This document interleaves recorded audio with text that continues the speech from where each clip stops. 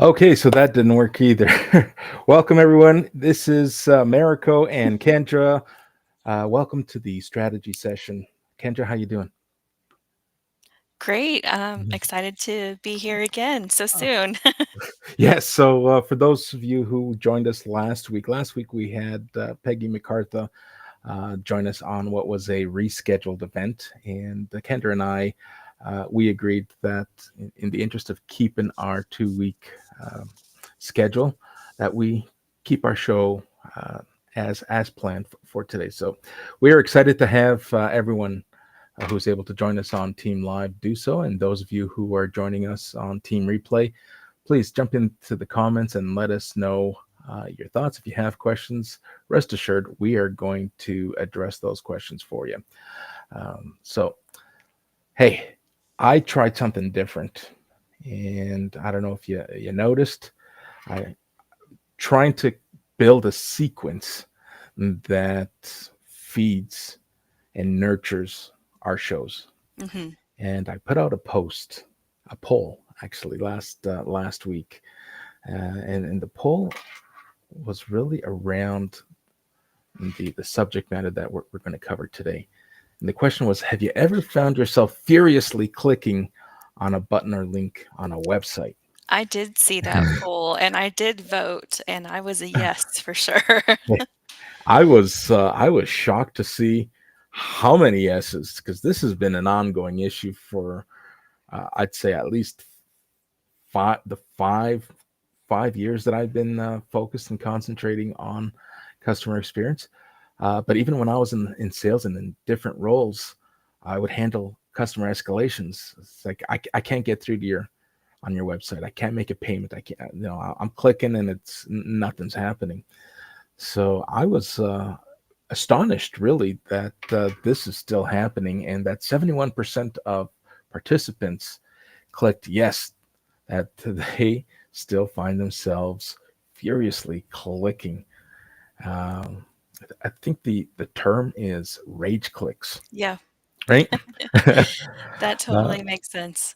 now, for those who voted no, I'd love to know um, what your internet is like, what companies you are working with, dealing with, purchasing from, because if they're going to set an example, I'd love to know what and who those examples are. Because at the end of the day, I think there's opportunity for all of us to improve to some capacity. Yeah. But it's always nice to know, hey, who can we look at and who can we model ourselves, and who's doing this right or better that we can look up to and maybe mimic or mirror what they're doing, or understand what technology is running behind the scenes that is helping. Yeah. So when we were talking about like our topic, I just felt like customer experience and website design go together so well because of that fact that you, on the customer experience side, you don't want people to end up having this feeling when they are trying to navigate your website. Yeah, you're absolutely right. And hey, I'm not a techie by any means, but I've worked with so many UX and UI designers and developers who have put together some fantastic websites, and they get it. I totally bow down to those professionals who are working behind the scenes, making sure that the user experience is seamless. So our friend Meryl has jumped on, and Meryl definitely voted yes. Um, hey, I didn't vote because I just felt that seeing how I put out the poll, I didn't want to um, impact the results either way. Now there were a few people, 8% of our respondents uh, responded to they didn't know it was a thing. Now it's like, wow, I'd love to know who you're buying from or who you're engaging with. That if you've never encountered this, Right. hey, I was going to say, or they haven't been online very much, but if they're answering a poll on LinkedIn, they're obviously online. yeah. So Daniel joined us. Hello, Daniel. I know that this is near and dear to to you and the business that you're currently operating. So if you feel like you want to join us, we'd be more than happy to have you jump on stage. Now, I don't know if you noticed last week, I was trying to respond to some of the questions.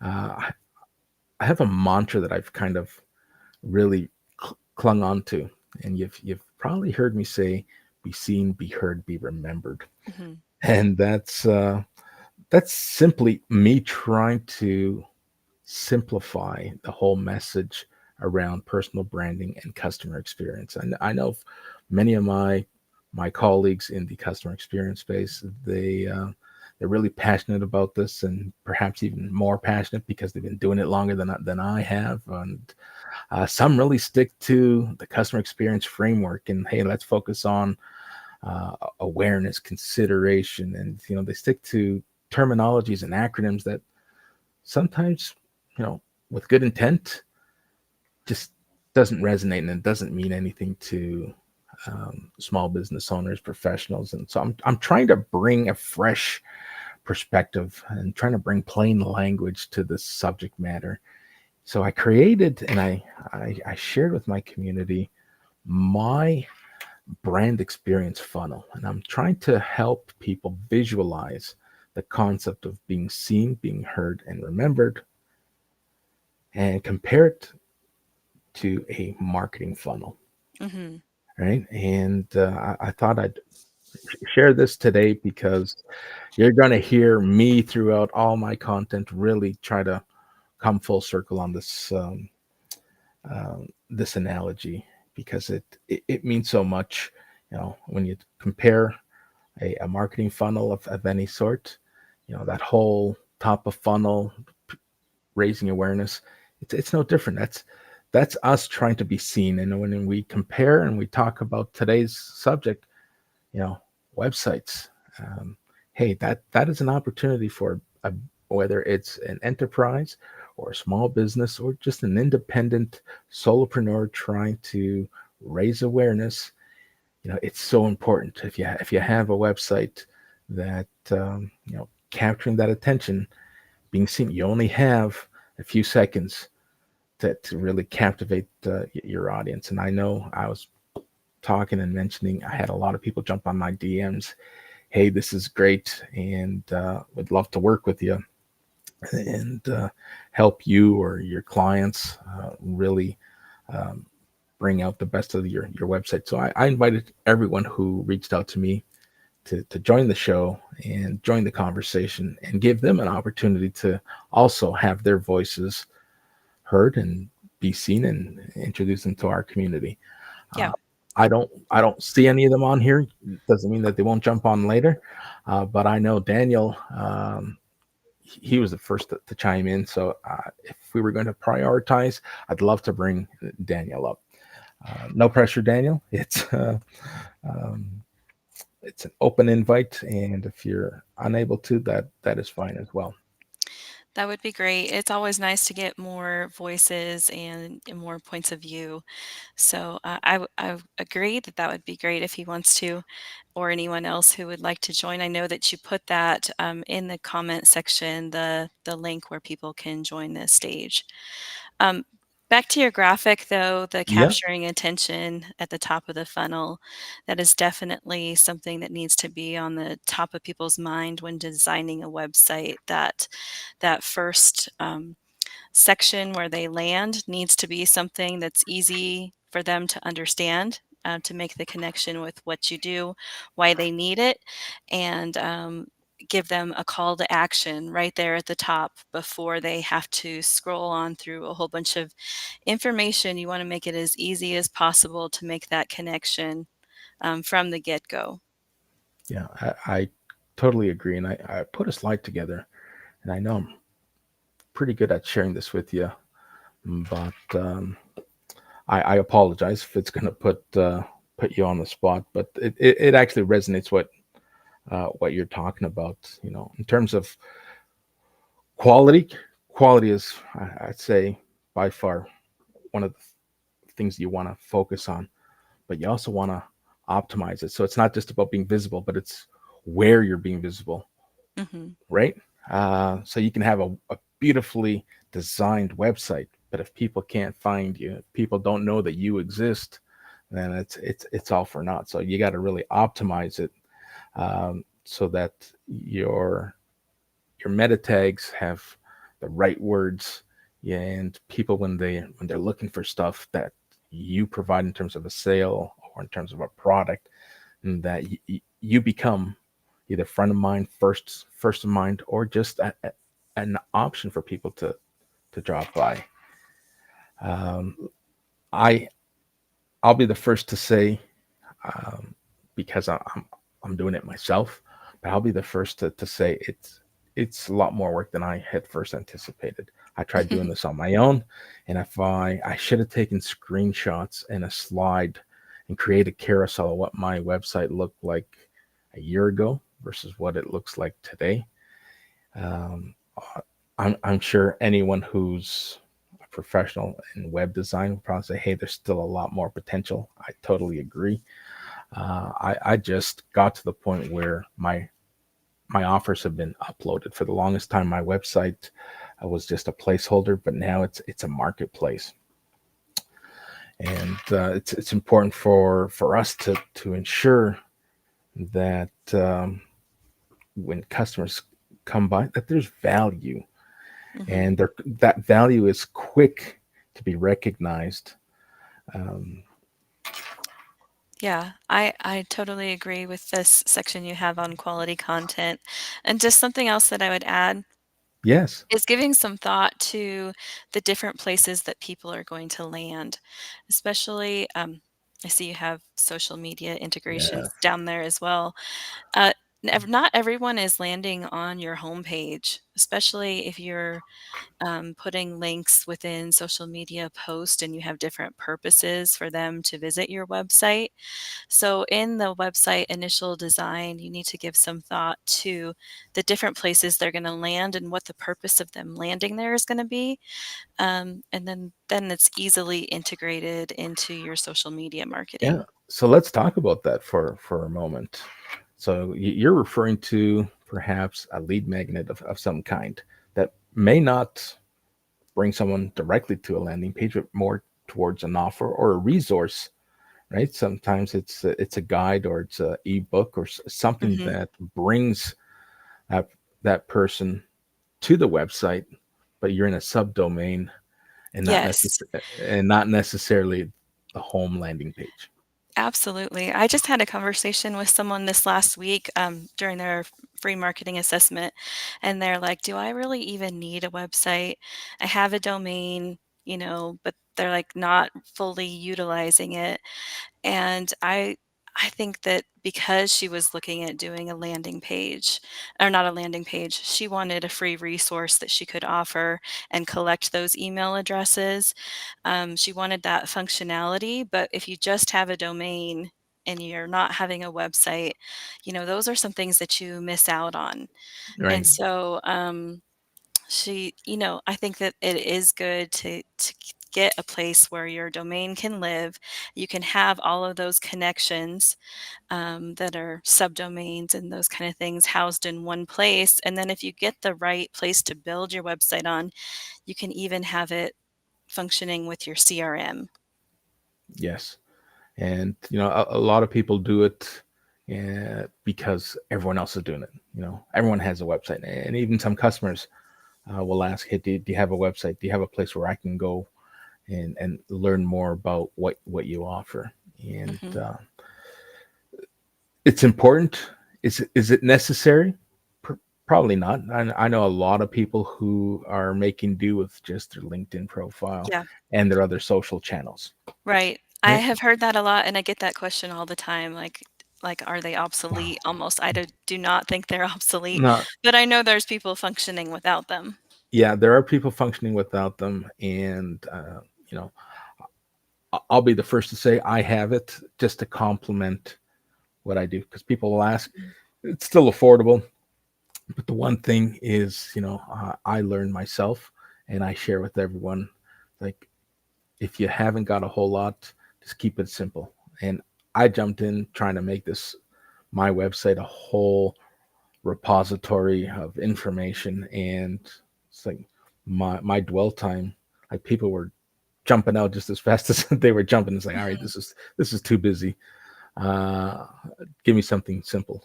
So I've been Yeah, whittling it down, and that's key. And we hear that all the time. It's like, yeah, you got to keep it simple. You want to keep people engaged. You want to keep right. people moving along. Less is more, and Yes. I couldn't agree more with that statement and that sentiment.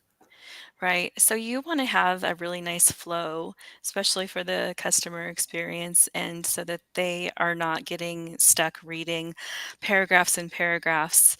I mean, that's the worst thing to have on your homepage, in my opinion, is just like blocks with paragraphs, another block, a different color, Mm. paragraph after paragraph. Like, there's ways that you can make it flow much nicer without them having to click around too much. But a lot of times you honestly just need to red line through a lot of those words, and so that you can make the message super clear and not bog down your visitor with a whole bunch of reading. They didn't come to read a book. Yeah, absolutely. How about when it comes to graphics? A lot of people love to put these flashy pictures and these flashy graphics, thinking that it's going to captivate the audience. But sometimes what it does, depending on who your domain provider is, or the size of the graphic you're putting in, you're bogging down and you're Mhm. slowing down your website. And people don't realize the impact and the importance. Customers will bail if they got to sit there and wait for your page to load. It becomes a hindrance more than a an alluring part of your design, right? Absolutely. Yeah, I learned that lesson the hard way. So yeah, fancy graphics, can definitely do that, and it doesn't take very long for them to lose interest. So you do want to have that loading super fast and not doing anything to hinder it. So great point.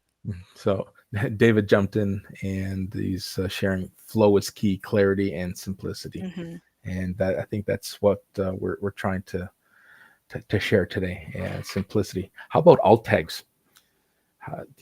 When it comes to raising awareness, people hover over some pictures, some graphics, and I find that not everyone is optimizing the alt tags and the opportunity to share little tidbits of information as users are hovering over those graphics.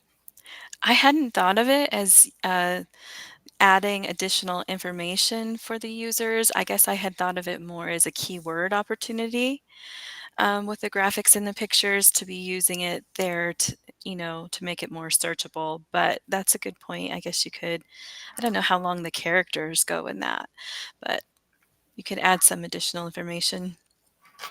So that's my perspective. I know that from time to time I will get, and it's part of some people's LinkedIn strategy. And I know we're talking about websites, but I'll get tagged in a LinkedIn post, and I can't find my name anywhere. Then I hover over the graphic, and there's like hundreds of people who have been tagged. So, in terms of character limitations, I think it's safe to say there might not be limitations now. Okay. Now, That reminds me of on Facebook when people do the at everyone, like so that yes, all of the followers get tagged. That is kind of one of my pet peeves, honestly. Especially there's people who do it with every single post, and I get what you're saying there. all right. So we covered the whole be seen part, the visibility and the importance of visibility, and all the characteristics that feed into visibility. We talked about SEO optimization. Let's not forget the mobile responsiveness and mobile optimization, because Mhm. what your website looks like on your laptop, you got to be aware of what it looks like on mobile, because Right. half the users are using their mobile devices. So I I think always that, caution. yeah, it's more than half typically. It depends on what industry you're in, but You're right. It almost I used to think of it as an afterthought. Okay, I'll do the desktop one first, and then I'll go in and check the mobile version. It almost needs to be designed in reverse Mm, anymore. yeah, well, today I'd probably agree that it probably should be designed in reverse. That whole portrait versus landscape Mhm. aspect ratio is huge, and people don't realize it until either someone brings it up to their attention or they're scratching their heads as to, hey, I'm looking at my analytics on my Google Analytics, and there's something off. And then you realize, you go visit your website and you're on your phone saying, oh, this is garbage. But yes, like you said earlier, and I'm right with you. Sometimes you got to learn the hard way, Mhm. right? All right, Yeah. let's jump into, we talked about being seen, being heard. So how do we incorporate or visualize or create a visual for our audience when it comes to being heard? And I had these four talking points, and it's really about creating interactive elements. So you have a website, and if it's clunky, and you know if your end user is having difficulty engaging and interacting, then you may want to revisit. And if you don't have the skills, there's no shame in hiring someone. Yes, some people might think, hey, it's expensive, but there are different ways to approach this. Not everyone is super expensive, and you'd be surprised, how an investment in your website and your visuals and helping your customers interact can actually improve your ROI, right? Mhm. So you always got to look at things holistically, not focus so much. Hey, this is a big upfront cost, but think of the long game. Think of Yeah. what it's gonna bring to you, right? Mhm. And as far as user engagement, if they're landing on the homepage, you want to make it like a clear path for them to get to the point where they are ready to buy. So maybe they have to click a few buttons to get exactly where they need to go, but you want them to interact with the website without getting lost, I guess is what I'm saying. Yeah, for sure. I totally agree. Um, Seeking feedback. You know, sometimes I was a big believer of of the statement, "Be careful what you ask for." Hmm. When I was in corporate roles, it's like, okay, we need to collect feedback. I want to understand, or we want to understand what our customers are experiencing. And you put out your polls, and you put out your questionnaires, and customers are pretty transparent. Hey, here's my biggest pain point. Here's my biggest beef when I go online, or when I'm trying to make a payment, or whatever it is, and they share the feedback. And then it falls on deaf ears, or as um, I know if Meryl's still on, I'm going to give him a little tribute. What is it?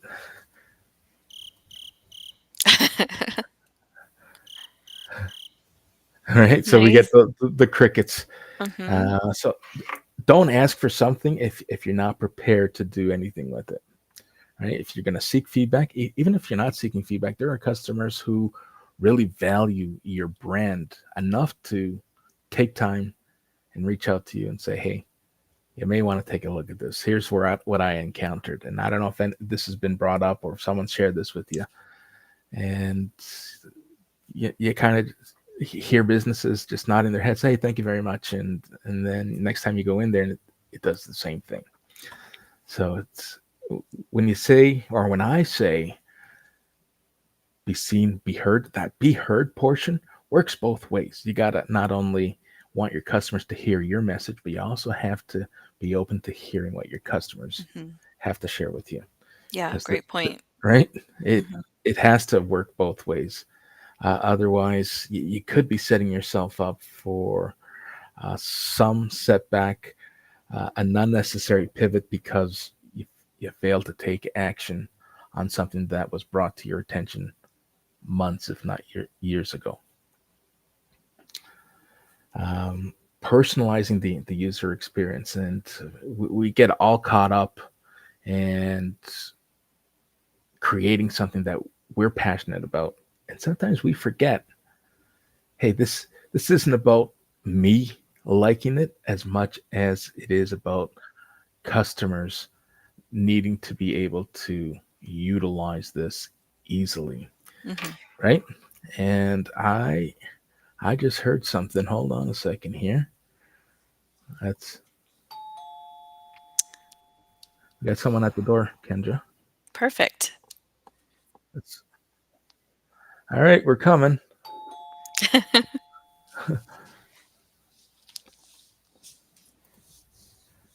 Oh, and it's our friend Daniel. Daniel, how are you? I am doing well. You asked for me, and here I am.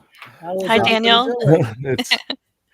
it's it's a delight to have you join us on stage, Daniel. Why don't you share with our audience who you are and what you're currently up to? Sure, sure, happy to. So it all started in 1995. My brother and I, we were with our family business, and it was hobby products.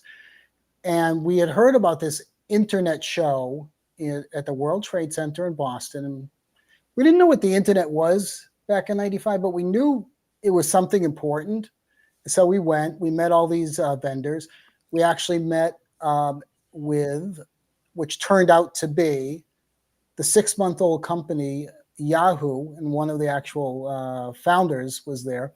He said, what do you do? Well, we told him what we sold. He said, well, that's your domain name, and you go register that. And that's how it started. But what happened was, so at the beginning of 1996, I didn't realize it, but I knew I needed to market our company. I knew we needed to get the word out online, that there was directories and search engines. And I became an SEO person, I think, before the term actually got coined. And I was doing digital marketing. So basically since 1996, that's what I had been doing. My brother and I, just about 2.5 years ago, we sold the family business after 40 years. Very proud of, we were the second generation. And just recently, in the past 6 months, because of LinkedIn and wonderful people like Kendra and America helping me on LinkedIn here, I've actually started doing SEO, digital marketing, and PR, for small to mid-sized businesses. Because I remember how I didn't know almost anything. What should I do? How do I do it? And a business owner, because we were running our business too, a business owner also, you need to run your business or do your craft or whatever you do and market. And what do you think, Kendra? Marketing in itself, that one aspect, is a whole full-time job by itself. Oh, yes, it definitely can be. I'm kind of in that same Mhm. spot as far as Mhm. the niche that I serve, Mhm. and that is those small to medium businesses. They need their Mhm. time to be running their business, and they can't Mhm. afford a full-time marketing staff. So, Mhm. yeah, that's where I'm in. Exactly, and also very reasonable rates, because I remember, let's face it, the last 10 years we had the company. My brother and I, we had grown so much, the company, worldwide. We couldn't do the Google AdWords, the advertising, the Facebook advertising anymore. We had done it for 15 years. We couldn't do the marketing. We couldn't do the outreach to have inbound links, people knowing about us. So we hired marketing companies. We hired in Washington, very well known advertising company. Ran our pay per click ads, and huge relief that we didn't have to do that anymore. We could actually do the business of the business. But it those types of services can cost a good amount of money, and a lot of small to even mid-sized businesses don't have the budget to do these types of things, but know they should be doing SEO and marketing. And I myself have tried to make it affordable, and I think a lot of the connections I have are trying to do the same. All right. So Mm, what advice, like you've mm, been in the family business for yeah. over 40 years, you're Mm, now in digital marketing. mm. What advice do you provide or can you provide to our audience? Oh, So, absolutely. solopreneurs, people who are thinking of getting into Hmm. business, and you touched on it. Not everyone has the budget for it. Hmm. Where do people start? If you had to prioritize, hey, you know what, you got a small budget, Hmm. and where do you prioritize when Hmm. it comes to creating a website, or is it the website that becomes your Well, priority? I really do believe you need a website, even if it's the most basic. If need be, a standalone one page, but something with a 4 or 5 pages. One of them being the main page, one being like a contact page, one is an about page, and then you have basically a blog, your learning section, your articles, so your Google can find you. Google can point customers to you because you're going to be talking about what you sell or what you do.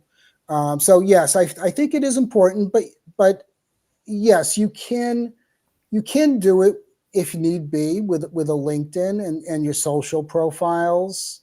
Uh, Absolutely, it can be done. But the one thing I would caution you is what happens if a LinkedIn goes away, or that may not happen, but it gets bought out, and what you were getting for free or for 29.95 a month goes up to 199.95, or somebody like, I don't know, a huge corporate Amazon may just incorporate whatever the major aspects are into theirs, and you're left with nothing. So that's why I really do suggest, if at all possible, even a basic website, because that's yours. That's always going to be yours unless you don't pay the domain registration each year or every 10 years or whatever you think is best. So, Well, the example we have, remember mhm, a couple of weeks ago, mhm, we had our friend Zakia on as a guest, mm, and she had 70,000 followers on Periscope. And mm, what happened to Periscope? To your point, mm, it disappeared, Mhm. mhm, and she lost those 70,000 followers.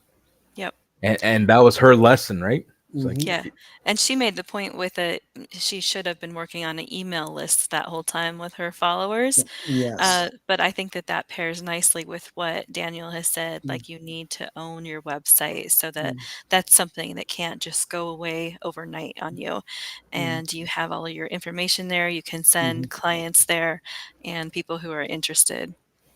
That's a great point. Also, besides a website, or you also do need, like Kendra just mentioned, to collect email addresses, because that, once again, that is going to be yours forever. And those should be people who have signed up and trust you for what you do. And yeah, you'll always have that.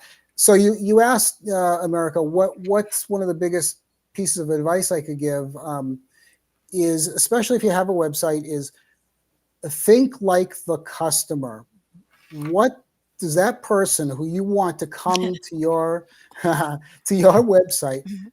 what do they need? Why are they coming? Do they want at first information? Do they maybe already know about your product, and now they want the specific specifications to see if it really is what they want? Are they ready to make a purchase? Is it easy to find, click here to purchase? And I would not suggest saying click here, but having specific pathways.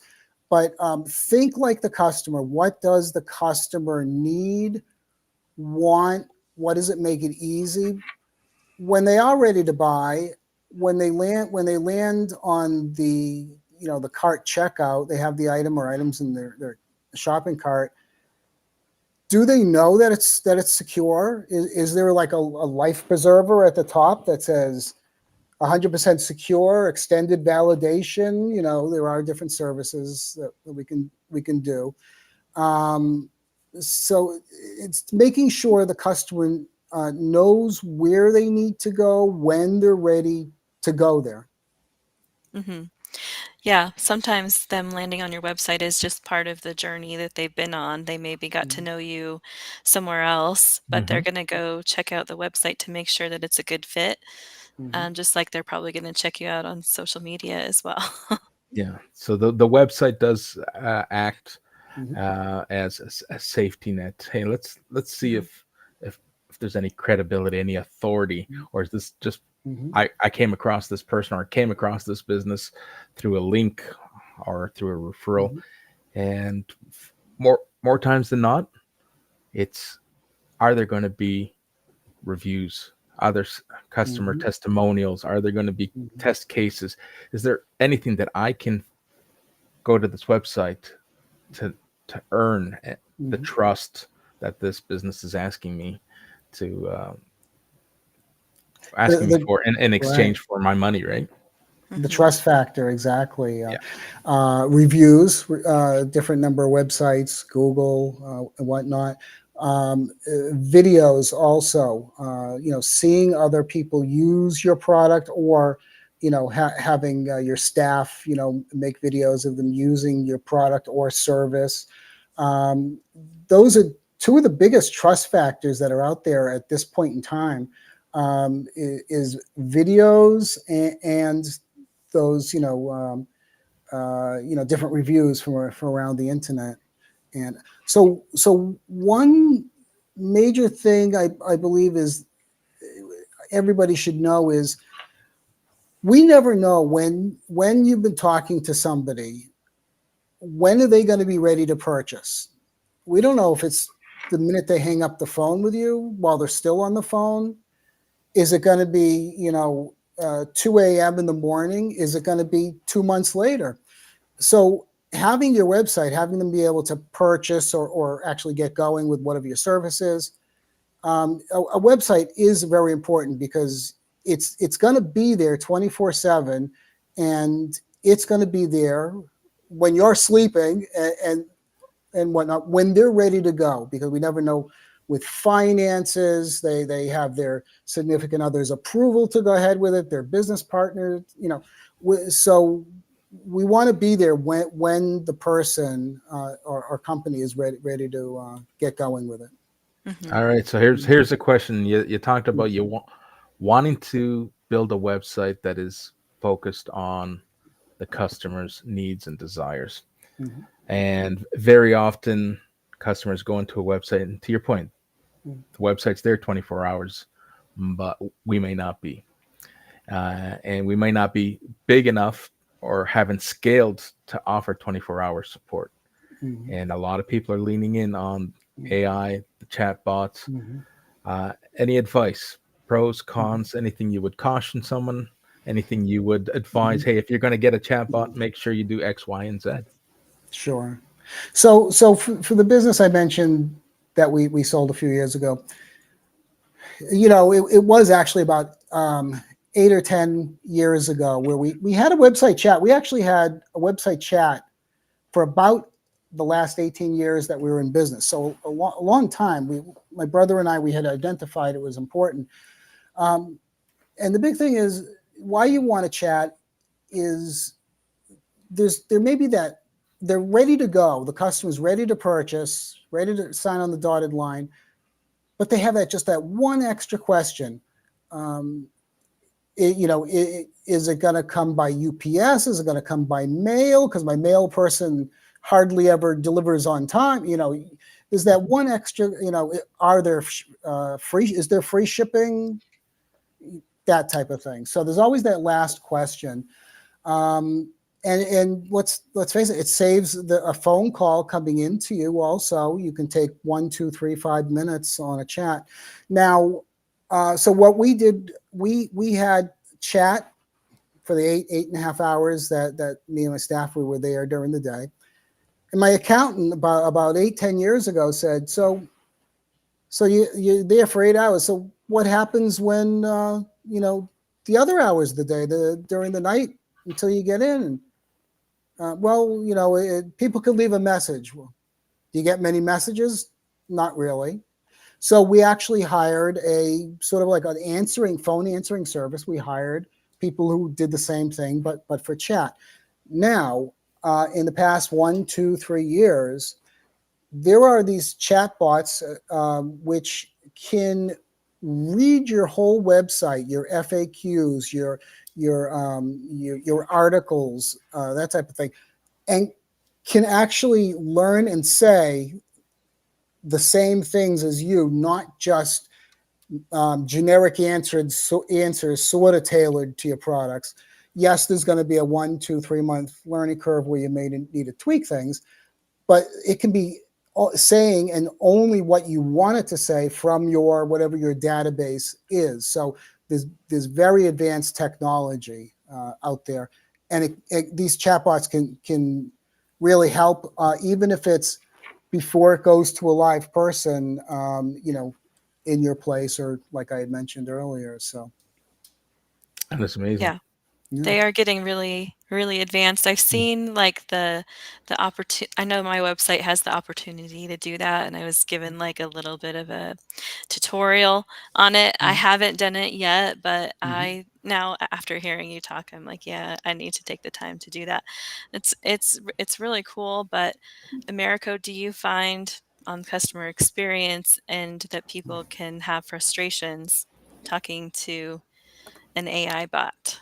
So the biggest frustration, and I think that Daniel touched on it, is the language model and the learning. And as Mhm. your bot is kind of collecting all that information, it's also important that you kind of learn and grow along with it, because trends do happen, especially if you're in a seasonal type of industry.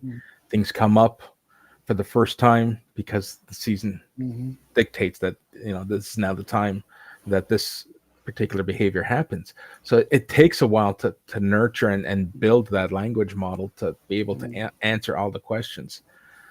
But you also got to be part of the pivots. When something is pivoting, you got to remove that language Mhm. from the equation, because you don't want your bot responding to something that's no longer relevant. So Mhm. what I encounter most Mhm. times when I'm doing an assessment or mapping out a customer's journey and drop into a website, um, the biggest frustration is asking a question and the bot saying, "Yeah, I don't quite understand what you're asking for."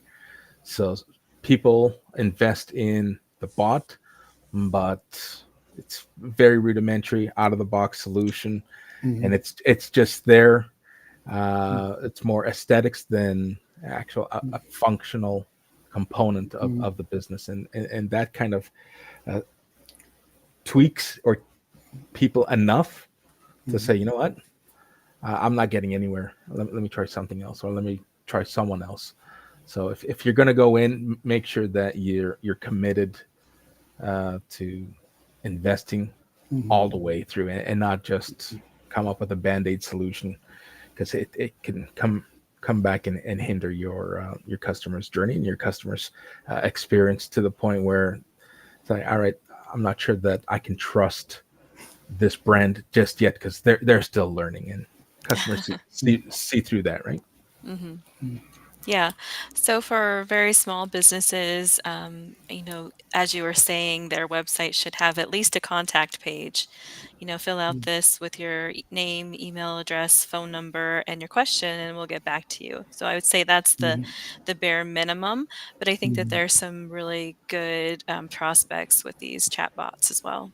Mhm. Yeah, and I gotta say, if you're going to have a contact us section, or if you're going to have anything that's going to link you to a subdomain or another landing page, make sure that those links are working, because there's no worse feeling than one of Mhm. the getting a 404. Hmm. Uh, it's like, all right, another reason to scratch my head, and what is this the right business I want to give my dollars to? Absolutely. Test everything and keep testing. And one more thing about building on what you just said, Americo, about like even just a contact page. Contact us. Have any type of contact method that you can actually manage and work and afford. Um, phone number, toll-free phone number, text number. If anybody still does a fax number, contact form, whatever that may be, because you never know how different people like to respond and correspond. It's very common. I'm sure, America, in being with what you do, you hear people say, "Oh, you contacted me about my order. Oh, you sent me an email. Oh, I never look at my email. Why didn't you call me? Oh, you called me. I never pick up my messages. Why didn't you text me?" So have as many different methods as possible, for the customer to contact you, because we don't know what they what groove they're in, what Mm. jives with them for contact. Yeah, and with your website, if you're a business owner that is busy running your business and you're not always uh, checking out whatever's showing up in that contact form, make sure you reroute it somewhere so that you get a ping and notification, Mhm. and hey, there's something that someone filled out. Uh, my website, if you fill anything out, I'm gonna get it dropped in my email, and I'll be alerted, and not have to wait till the next time I'm in my website and checking out what someone was inquiring about. Mhm. Now, Daniel, you brought up a point that I want to kind of take a step back, Mhm. um, and go back to the whole question on uh, heck. Now it skipped my mind. Here we are. Uh, if you had to choose, and Mhm. Kendra, hear your thoughts on this. If you had to choose, would you say focus on backlinks, focus on SEO? We know pay per click can be Mhm. very expensive, but for the small business owner, Mhm. where do you think someone's going to get more traction investing in their website? Well, have a website, even if it's one or the 2 or 3 pages, and the blog. Um, Good quality content.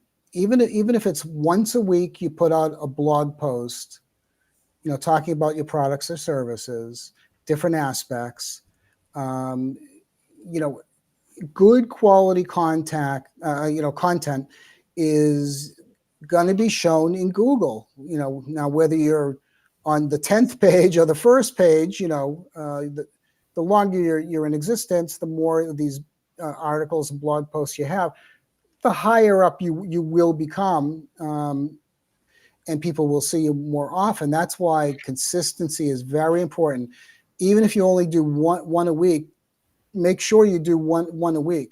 Um, Before you know it, a couple of years, you're going to have a couple hundred blog posts, and Google will know that you're an expert, subject matter expert on whatever you do. So go ahead, America. What your bigger point was that you wanted to talk about? So, in terms of advice, Mm, uh, mm, and in terms of keeping the budget Sure. relatively under control, backlinks or SEO, Mm. where would you say is your money best spent? Well, I look at it sort of as one. SEO is this technical SEO where you want to make sure, like you were talking about earlier, your meta tags, your descriptions, image tags, make sure they're all marked with what they are. But then there's also outreach to different publications, most hopefully will be in your industry. um, so Google will know, okay, yeah, this really is about the topic that you work with. um, but you can also have the larger directories and sites, like LinkedIn. LinkedIn is one of them. You want links from your own posts. More Even better is on LinkedIn. I don't see a lot of people doing it. Definitely write articles also. From what I hear is the articles from LinkedIn have a little bit better chance of being shown and seen on Google. Um, that could change next week. It could get a higher profile, lower, but that's what I hear. I don't see people doing. They're doing many more posts and none or very few articles. I'd like to see a better ratio of, like, let's say, 1 to 5, one article for every 5 or 6 posts. I think the articles are very important. You can actually do a lot more with linking to other sources, having much more information, images in the article, things on that nature. So SEO, link building, it's sort of your digital marketing is a slight aspect of it. You want to work hand in hand. What you're doing as an SEO and putting great content on a website, you want to make sure, if you or whoever's doing, like Kendra is doing your marketing, that you're in tune, and you could say, here's the blog post that we put live this week, here's the article we put live, and we actually did a video, so she can get that into an email news. And what else would you put it in to get it out there, Kendra? Those types of items. Well, I was gonna say Mm-hmm. for organic content and trying to be cost conservative Mm-hmm. for a small, very small, medium-sized Mm-hmm. solopreneur business, just focusing on the social media content and Mm-hmm. email marketing, directing them to the website. Not everybody needs to rank first on Google. I know Mm-hmm. SEO is super important, but depending on what kind of business you're in, you may just want to drive that traffic organically through them knowing about the website, knowing about Mm-hmm. what you offer through your social media. It would Mm-hmm. be one of the cheapest ways you could go. But I do Mm-hmm. agree that maintaining that website is super important. Mm-hmm. Yeah, so a lot of Absolutely. great nuggets here. I agree. Articles, newsletters, they get crawled. Where your posts, if you miss the golden hour and it doesn't gain any traction, that's it. Once that flame goes out, it's hard to resurrect that post. Mm-hmm. Where articles, no. I shared this yesterday with someone. If I Google my name today, I'm astonished with how much of my content now comes up. Where a year, maybe 2 years ago, I'd Google my name and all I'd see was my LinkedIn headshot, Mm-hmm. right? Yeah. And so it does work. Mm-hmm. Can we take a few minutes to talk about ranking? Because I have my thought and more, Mm-hmm. and it's just a thought. It's not going to come with any Mm-hmm. advice, but I'm observing now that Mm-hmm. AI overview takes up half of the first page, and paid takes up the other half plus second page. Is ranking Mm-hmm. really what it once was? Organic, or trying to rank organically without paid, seeing how AI Yeah. has consumed most of the first page. Well, overall, it's rather new. The jury's, overall is still out. But you're absolutely correct. And I just want to say one thing about the advertising, like a Google AdWords or a Facebook. It can get very expensive in a very short period of time.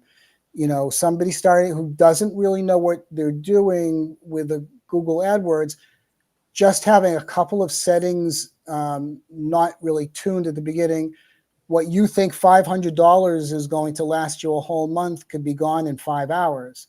So talk to somebody like a Kendra or myself, who knows advertising, well, so your budget lasts and is used properly to promote what you really want. Yeah. So your main point, uh, yes, AI is taking up a bigger chunk. There's a little tiny link icon, but not very many people are clicking on it. Some are.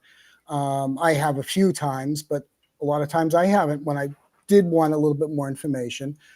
And then there are ads up there. One of the biggest aspects that I'm finding so far, and I've heard some other people talking about it too, is be really niche specific. Whatever you do or sell, if you sell gardening trowels and gardening implements, make sure you talk about it in full. What are they made of? How's the best use of it? Is there a time and day that you should be doing your gardening because your body is warmed up? Talk about it, because not all the time is this AI or the ads so prolific at the top. And so you get what's called long tail keywords. What's the best time to be gardening? Uh, with my stand up shovel, whatever it may be, and that's called long tail. And talk about that. There may only be 1 or 200 people a month in the United States googling that, but you would come up closer to the top, and AI may not actually know about it. So that's one aspect to sort of defeat AI, or you know yourself out there. Right. I really like what you had to say. I have seen something just recently, Mm-hmm. though, that said that pretty soon, I don't remember the time frame, but I can see it already happening, and I experience it with my teenagers. They don't even go to Google anymore. They ask ChatGPT directly. And so that is something that marketers definitely need to be aware of. And I don't know, it's going to be Mm-hmm. interesting to see where that goes and how we stay ahead of it. Mm-hmm. Mm-hmm. But I just thought I would bring that up because it's definitely on the top of my mind. Like, when Mm-hmm. is Googling something going to be obsolete? For what I hear, Google is worried about that. It's called Hmm. two aspects really: voice search, Hmm. which what we all probably do with our phone Right. occasionally, at least. Voice search, which is a whole. I actually wrote a paper on that earlier this year on my website. And then there is the Chat GPT, the Perplexity. Um, and so actually one of the aspects I've just had to implement, I have a press release service, and I've had to implement where some of these services that are actually going to the services that broadcast to these AI, services, ChatGPT, Perplexity, those types of things. So I've had to actually add that in. Um, and once again, the jury's still out on that.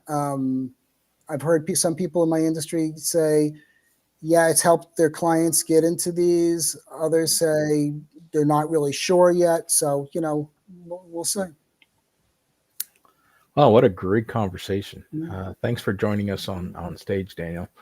Yep. Happy So, to. my mantra is be seen, be heard, be remembered. I'm glad we brought you on here so that our audience can see, hear, and remember you, and all the advice that you brought and value that you brought to the conversation. I Yes, it know was Thank that. nice you. to Thank you see for you having me. face to face, Daniel. I've talked to you in chats and comments before, but never actually talked to you live. So this was awesome. Almost in person. Yes, Yeah. exactly. Good to see you guys also. All right, so we are at the top of the hour, and we haven't disappointed. I I know the day may come where we're talking and then we run out of things, and our friend Merrill gets a good chuckle when I play the crickets. But another great conversation, another a great piece of subject matter that I think is important. We got two fantastic marketers here with me, along with customer experience strategist. If you have any questions, or if there were questions that were dropped in the comments, I'll be sure to jump in and respond. Anyone wanting to learn more about Kendra, Daniel, or myself, please feel free to reach out. If we're not already connected, connect with us, and we'd be more than happy to welcome you into our communities and collaborate, work with you, or just simply be there to support and help your communities out. All right, closing remarks. Kendra, Daniel, I am going to shut my lips and let you you take this home. All right, Daniel, why don't you go ahead? Sure, sure. So, like I mentioned earlier, think like the customer. What are the customer's needs? You want to help them. If you help them, even in the smallest way, they are most likely going to be a customer for life. They're going to thank you. They're going to send other people. I know the saying is the customer is always right, and there's a huge amount of people that say, well, not all the time. There's a lot of hard customers out there. Well, there are, but think about it. You want to make them happy, so they are a customer. And if you do, they're going to think of you, for many, many years in a row. There's very few that you cannot make happy. So, keep going, winning Oh one man, customer at a time. you triggered another thought. I'm going to have to say something. Go for it. uh, Customers, yes. Are there difficult customers? I'm sure we all have stories. But provided that you're showing up and you're bringing value and you're being authentic and consistent, you know, not liking the right answer doesn't mean that it's a bad experience. Hmm. Show up, be confident in talking about the why. You know, we can't be all things to all people, but if we can explain why we're not able to accommodate or meet the needs of that customer, that's all it takes. Customers will value transparency when you explain, Mhm. hey, here's why we're unable to do this for you, Hmm. opposed to just crossing your arms and saying, nope, you're not getting it. Right? Yep. Transparency, absolutely Absolutely. right. Most people will understand. They just want communication. They want to know exactly. All right, now I'll zip it. Kendra. Okay. I will just bring it back to design with the customer in mind.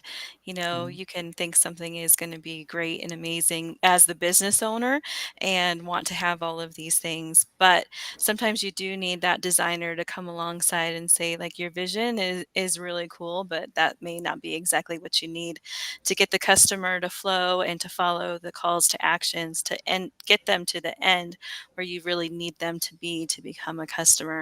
Um, so that's my closing thought is just to incorporate what the customer experience. I know I'm taking your thunder, America. This is our thunder.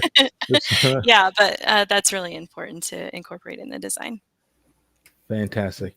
All right, everyone. For those who joined us on Team Live, I want to thank each of you who stuck around for the entire conversation. Those catching this on replay, we appreciate your visit as well. Drop your comments if you have them, and we'd be more than happy to answer those. So for now, good afternoon. Have a great rest of your day wherever you're tuning in from, and see you now. Thank you. Goodbye. Good.